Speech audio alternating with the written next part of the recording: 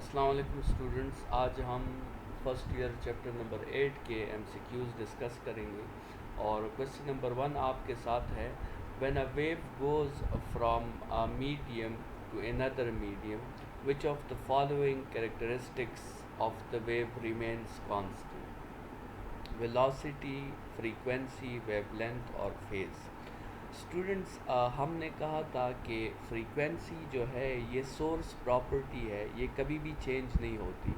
लेकिन वेलोसिटी और वेवलेंथ जो है ये मीडियम प्रॉपर्टीज़ हैं, ये चेंज हो जाती हैं। ठीक है, जब मीडियम चेंज होता है तो कौन सी चीज़ चेंज नहीं होती? वो चेंज नहीं होगी जो सोर्स प्रॉपर्टी होगी, और वो है फ्रीक्वेंसी। तो फ्रीक्वेंसी हमेशा सेम रहती है, चाहे वेव जिस भी मीडियम में जाए वो अपनी फ्रीक्वेंसी को कभी भी चेंज नहीं करती। बाकी क्वांटिटीज़, उसकी इंटेंसिटी, उसका एम्पलीट्यूड, उसकी वेलोसिटी, उसका फेज़, उसकी वेवलेंथ, ये चेंज हो सकते हैं। Question number 2. When a transverse wave is reflected from a boundary of a denser medium to a rare medium, it undergoes a phase change. Students, दो बातें याद रखें। Reflection from a denser medium out of phase, reflection from a rare medium in phase. ठीक है, reflection from a denser medium out of phase, reflection from a rare medium in phase. तो अगर reflection एक denser medium से हो रही है तो जो रे रिफ्लेक्ट होगी वो आउट ऑफ फेज होगी, मतलब 180 डिग्रीज़ का जो है फेज़ डिफरेंस होगा। और अगर रिफ्लेक्शन एक रेयर मीडियम से हो रही है तो तब 0 डिग्रीज़ का फेज़ डिफरेंस होगा। ये दो बातें याद रखें, reflection from a denser medium out of phase और reflection from a rare medium in phase. तो इसमें करेक्ट ऑप्शन जो है पाई है। पाई जो है वो 180 डिग्रीज़ के इक्वल होता है। वैसे ये क्वेश्चन आपके कोर्स में इंक्लूडेड जो है वो नहीं है। If the tension in the string is doubled, if the tension is doubled and mass per unit length is reduced to half, अगर टेंशन डबल हो जाए और मास पर यूनिट लेंथ हाफ हो जाए तो स्टूडेंट्स स्पीड जो है वो डबल हो जाता है, स्पीड ऑफ ट्रांसवर्स वेव्स। ये अब ऊपर जो है फार्मूला में देखते हैं। स्पीड का जो फार्मूला है वो है tension divided by mass per unit length under the root. तो स्टूडेंट्स, अगर टेंशन डबल हो जाए और मास पर यूनिट लेंथ हाफ हो जाए तो वो वैल्यू जब आप पुट करेंगे तो वो लोवेस्ट डिनोमिनेटर का जो 2 होगा वो इस ऊपर के 2 के साथ मल्टीप्लाई होके रिज़ल्ट 4 दे देगा, और जब 4 पे अंडर रूट आप लेंगे तो बाहर 2 निकल आएगा। तो इसका मतलब the new speed will be 2 times the previous speed, तो स्पीड उसकी डबल हो जाएगी। Which of the following properties is not exhibited by longitudinal waves? Students, हमने चैप्टर 9 में पढ़ा था कि पोलराइजेशन एक ऐसी प्रॉपर्टी है जो सिर्फ ट्रांसवर्स वेव्स कर सकती है, लॉन्गिट्यूडनल वेव्स को हम पोलराइज नहीं कर सकते। तो बाकी तो वेव्स की जितनी भी प्रॉपर्टीज़ हैं, चाहे रिफ्लेक्शन है, इंटरफेरेंस है या डायफ्रैक्शन है, ये लॉन्गिट्यूडनल वेव्स कर सकते हैं, लेकिन polarisation is only a transverse wave property which cannot be exhibited by longitudinal waves. Question number 5. A sounding source and a listener both are at rest to each other.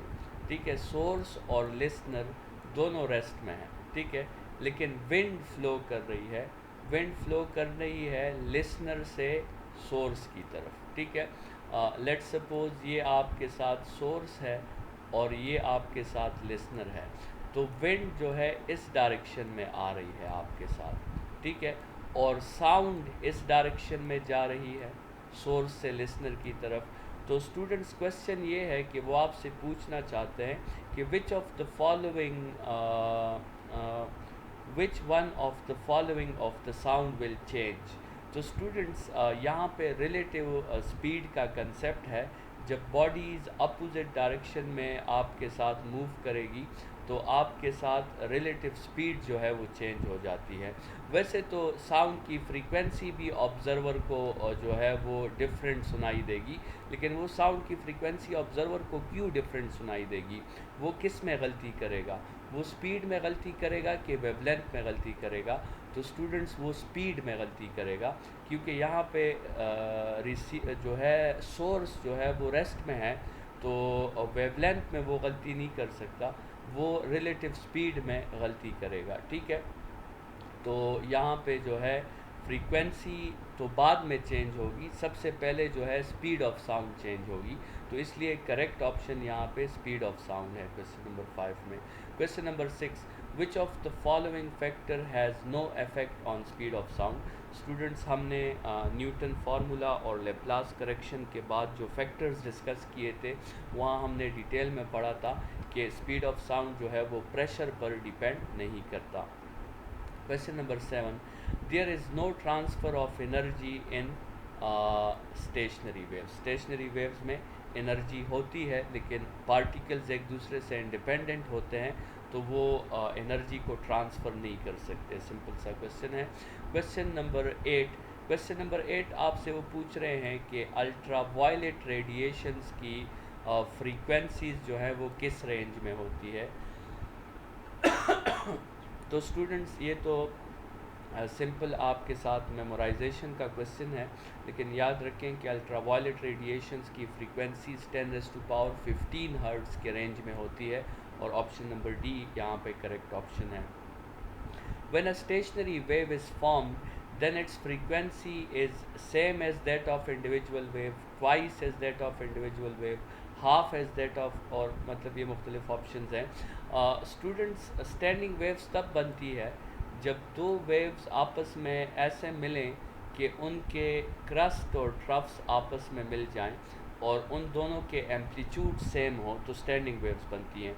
तो students, जितने time में वो दोनों waves एक cycle complete करता है, उतने time में स्टैंडिंग वेव भी एक साइकिल कंप्लीट करती है, तो इसका करेक्ट ऑप्शन जो है वो ऑप्शन नंबर ए है। जो उस इंडिविजुअल वेव्स का टाइम पीरियड और फ्रीक्वेंसी होगी, स्टैंडिंग वेव्स की भी वही टाइम पीरियड और फ्रीक्वेंसी होगी। Question number 10, the fundamental frequency of an organ pipe is f। Closed organ pipe की फ्रीक्वेंसी f है। अगर ये ओपन ऑर्गन पाइप होता तो इसकी फ्रीक्वेंसी क्या होती? स्टूडेंट्स, वैसे तो ये क्वेश्चन आपके कोर्स का हिस्सा नहीं है स्मार्ट सिलेबस के मुताबिक, लेकिन याद रखें कि क्लोज्ड ऑर्गन पाइप में जो फंडामेंटल फ्रीक्वेंसी होती है वो ओपन ऑर्गन पाइप के फंडामेंटल फ्रीक्वेंसी के हाफ के इक्वल होती है।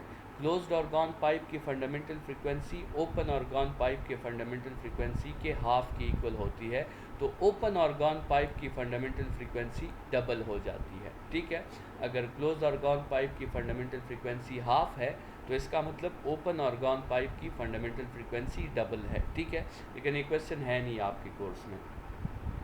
If the amplitude of the wave is doubled, what happens to its intensity? तो स्टूडेंट, इंटेंसिटी 4 टाइम्स इंक्रीज़ होती है, क्योंकि आपको पता है कि amplitude intensity of a wave जो है it is proportional to the square of amplitude. तो अगर एम्पलीट्यूड डबल हो जाएगा तो इंटेंसिटी 4 टाइम्स इंक्रीज़ हो जाएगी। Question number 12, if a sound wave is moving towards a stationary observer, sound source जो है वो मोशन में है, ऑब्जर्वर जो है वो स्टेशनरी है। ठीक है, डॉपलर्स इफेक्ट से हम ये क्वेश्चन करेंगे। With a speed 1/10 of a sound, the ratio of the apparent frequency to real frequency.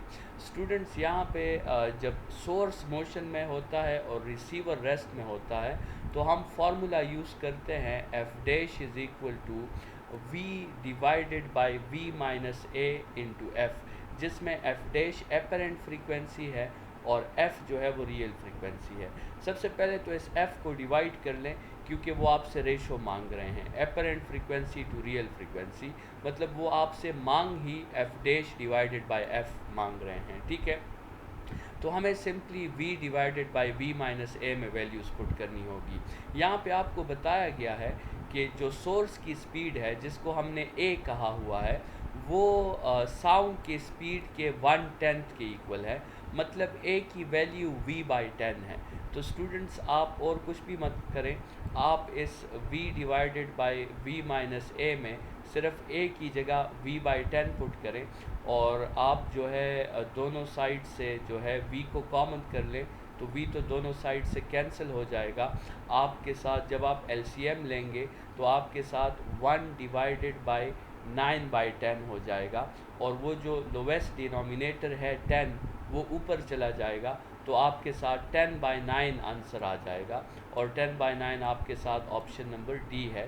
तो करेक्ट ऑप्शन आपके साथ ऑप्शन नंबर डी हो जाएगा। स्टूडेंट्स, ये आपके साथ चैप्टर नंबर 8 के क्वेश्चन यहाँ पे वाइंड अप हुए। नेक्स्ट लेक्चर में चैप्टर नंबर 9 के क्वेश्चन डिस्कस करेंगे। अब तक के लिए इतना ही। Thank you student.